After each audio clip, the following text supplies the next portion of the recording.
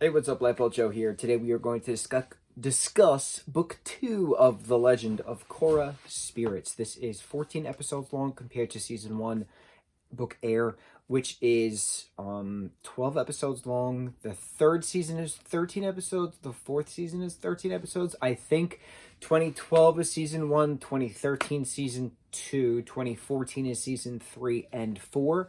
Season 4 was released just online. I do remember that, because then when it was released, we were all like, well, they should have just done this in general instead of just week to week, on air on Nickelodeon. It was a transition from broadcast television to streaming. So I understand. It was a different time in 2014 as compared to 2022. How long it has been. So, 6 months after the events of Season 1, Book 1 air, right? Amon is defeated. Noatuk and Amon are dead. They are exploded on the boat. Korra gives back bending to Chief Beifong and, other benders. 6 months goes by, right? What happens next? Pro Bending's back, which is really cool, except the Fire Ferrets are not.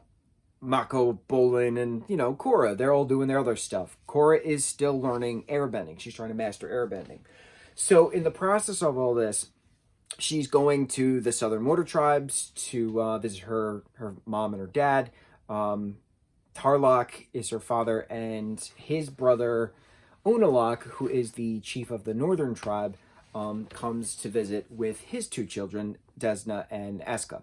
And so, first of all, Aubrey Plaza is the voice actress of Desna. Hysterical, perfect. She falls in love with Bolin in a gothic, emo, darkness sense, and it's just wonderful, the dynamic the two of them share throughout the entire 14 episodes, So, Korra needs to learn spirit stuff, right? She doesn't have the full mastery of airbending, because airbending was only unlocked when Amon took away the other bending, and then airbending just popped through, basically, and then she defeated Amon.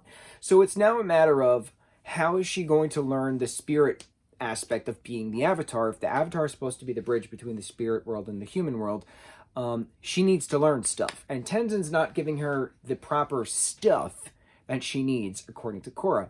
So her uncle, Chief Unalak, is fully equipped in the spirit aspect of waterbending. So he shows her how to defeat a dark spirit.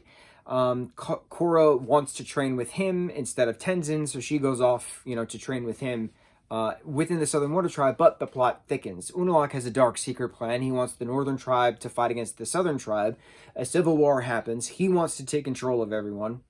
But then his true mastermind plan comes about, that he wants to unleash this dark entity called Vaatu, who is the opposite of Rava. Rava is the light spirit that the Avatar possesses for the last 10,000 years, and Vaatu has been locked in the Tree of Time in the spirit world. The only way he can be released is during harmonic convergence, which is just around the bend, right? Just around the river bend, if you will.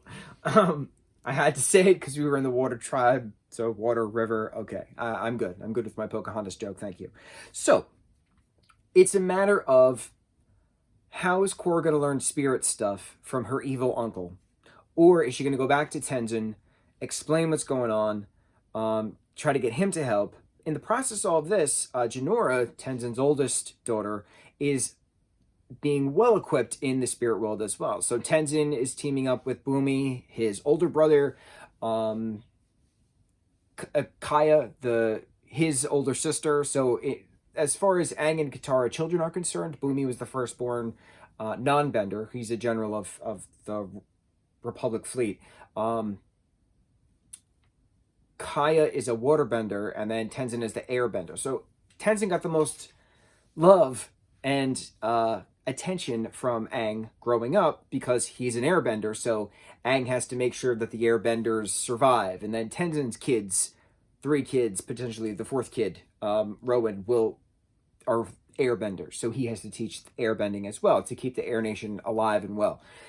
It's pretty entertaining. It's entertaining trying to figure out where do you belong? What do you do with failure? What do you do with survival? How do you survive? All of these things. While this is happening, though, there's other stories. So it's, the first season was very much one singular story. This had a few different stories going on the second season, but it kind of worked because everything was tied together. Varric, who is a mastermind inventor and businessman, he and his trusty assistant Julie, his battleship was named after her as well, the cold, heartless, beast that they both are. Varric is buying out future industries from Asami. That way her company doesn't go bankrupt. But he's kind of playing Palpatine in all of this. And I say that as a Star Wars reference because Palpatine playing both the Galactic Republic side as well as the Separatist side. So that's what Varric is doing. He's playing both, the victim and the, winner at the same time, to make sure he has the upper hand and everything. But in the process of this, he's trying to make President Raiko of Republic City, who is now the leader of Republic City after the council was disbanded because of all the stuff that happened with Amon.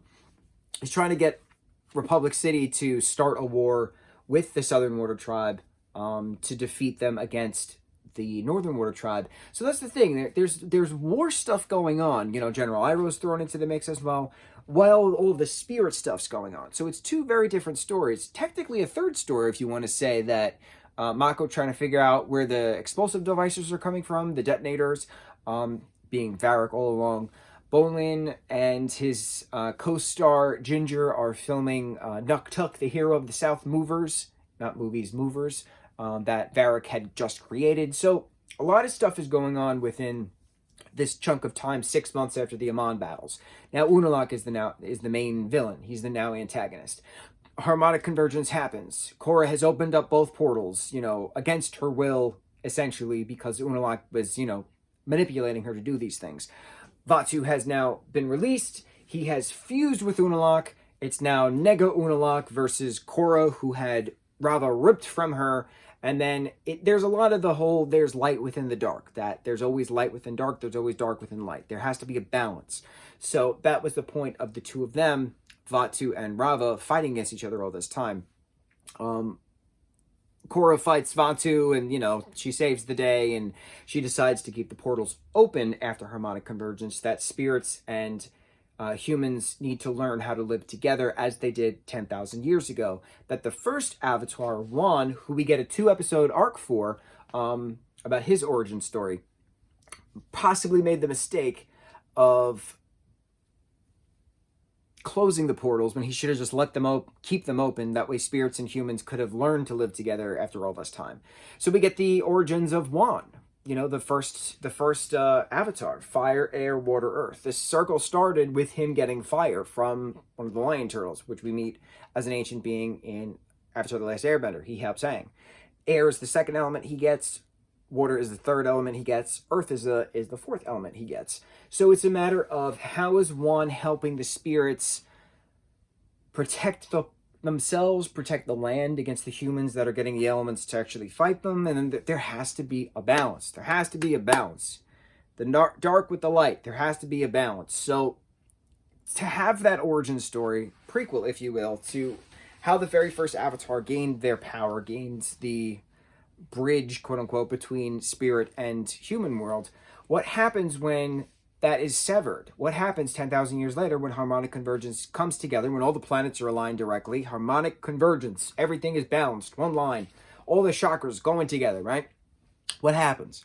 So for Vaatu to fuse with Unalaq to then fight against Korra, who then takes Rava from them, to then become the Avatar once more, awesome. To have Jinora just be a badass in the spirit world, awesome. To have Uncle Iroh in the spirit world, having tea with the younger Korra who is scared, awesome. General Zhao is in this, still trying to find the Avatar after, many, many years. We last see him being destroyed by a spirit in the end of book 1 of Avatar: The Last Airbender, Water. So it's really cool having all of these, explanations happen many, many years later, but also the story itself. Who would have thought that the second antagonist in this Legend of Korra series would have been another waterbender? Amon, whose real name was Noatuk, is a waterbender, right? Before he was then obliterated by his own brother, Tarlok.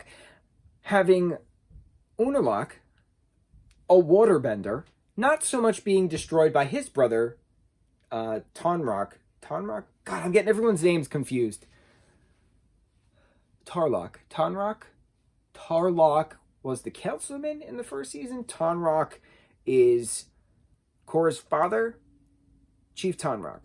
That sounds good. He didn't destroy his brother, much as the first brother destroyed Amon in the first season. But it's interesting having two back-to-back villains as Waterbender. It's not the Fire Nation that we have to worry about. It's the Water Tribe all along. So to have them declare that the Southern Water Tribe is now independent, it is still a part of the Water Nation, but it is an independent entity. It is not controlled by the Northerners anymore. Very cool. To have Unalaq and Vaatu release all these spirit vines upon Republic City as it's destroying Republic City, very important, because that's a lot of plot points within the third book. What happens next? Now that Korra kept the portals open and the spirit vines are crawling throughout Republic City, how do the humans live cohesively with the spirits within the environment that is now created? What is Korra going to do next? Is she still staying broken up with Mako? Are they pretending her amnesia is still a thing? Well, yeah, they had their reconciling at the end. She remembered, they broke up officially. Is Mako going to go back to Asami like he briefly did? What's going on? I love the character development of Bolin through all this. This is a great show. This is a great season. I've seen this season the most out of all four of them. Season 2, I have seen the most.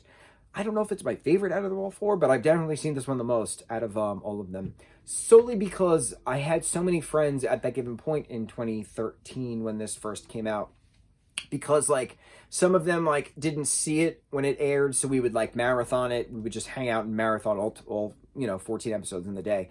And I had a lot of the friends who I had to do this with individually. So I've seen this season the most because of those marathons. And I'm fine with that, with the binging. I don't talk to any of those people anymore. But the binging is what counts, because the faster you watch it, the faster you absorb the information. And these types of shows, you have to absorb the information to know what's going on. So, love it. Love it, love it, love it.